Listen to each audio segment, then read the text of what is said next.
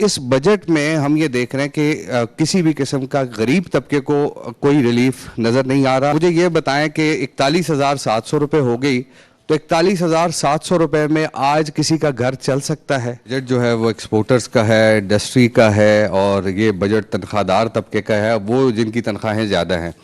और super tax में भी आपने कमी कर दी, लेकिन जब आपने स्टैंडर्ड रेट जीएसटी का 18% किया था तो क्रॉस द बोर्ड सब पे लगा दिया, खाने पीने की चीज़ों पे भी लग गया।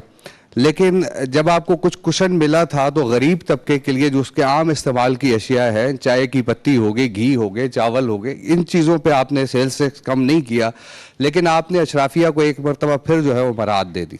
तो इस बजट में हम ये देख रहे हैं कि किसी भी किस्म का गरीब तबके को कोई रिलीफ नज़र नहीं आ रहा। आपने 10% बढ़ाई जो कम से कम उजरत है, तो मुझे ये बताएं कि 41,700 रुपये हो गई, तो 41,700 रुपये में आज किसी का घर चल सकता है? किसी भी एक कोई बजट आप बना दें 41,700 में।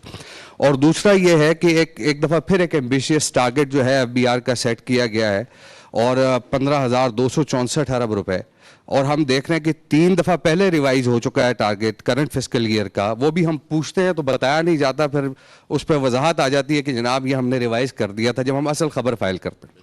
अब मसला ये है कि एक अनसर्टेनिटी मार्केट के अंदर पाई जाती है जब आप इस तरह के एम्बिशियस टारगेट्स रखते हैं।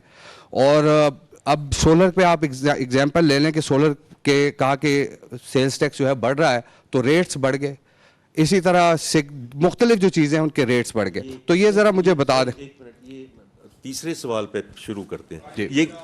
ये किसने कहा था कि सोलर का रेट बढ़ रहा है?